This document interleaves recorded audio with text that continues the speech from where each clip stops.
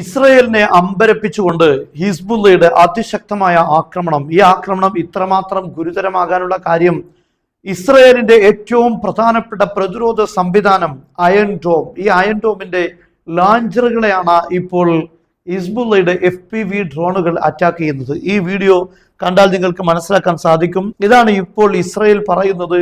ഹിസ്ബുള്ളയുടെ ആക്രമണം അതിമാരകമായിരിക്കുന്നു. മാത്രമല്ല, ഇപ്പോൾ ഇസ്രയേലിന്റെയും ഹിസ്ബുള്ളയുടെയും ആക്രമണങ്ങളിൽ ഒരു തുല്യത, ഒരു സമവാക്യം ഉണ്ടായിരിക്കുന്നു എന്നതാണ്.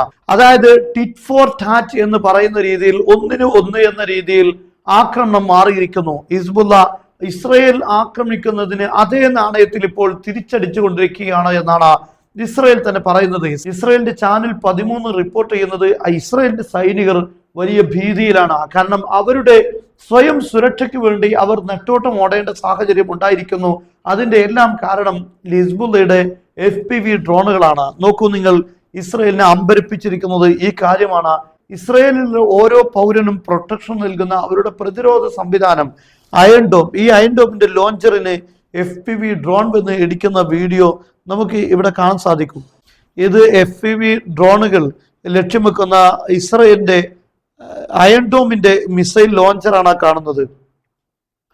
വളരെ സുരക്ഷിതമായി യാതൊരു പ്രതിസന്ധികളെയും തരണം ചെയ്യാതെയാണ് FPV ഡ്രോണുകൾ ഈ ലക്ഷ്യത്തിലേക്ക് എത്തുന്നത്. അവിടെ ഇടിക്കുന്ന ചിത്രമാണ് നമുക്ക് കാണാൻ സാധിക്കും. നോക്കൂ നിങ്ങൾ, ഈ ഗ്രൗണ്ടിൽ നിന്നും ഏകദേശം മീറ്ററുകൾ മാത്രം ഉയരത്തിലാണ് ഈ ഡ്രോണുകൾ സഞ്ചരിക്കുന്നത്, FPV ഡ്രോണുകൾ സഞ്ചരിക്കുന്നത്.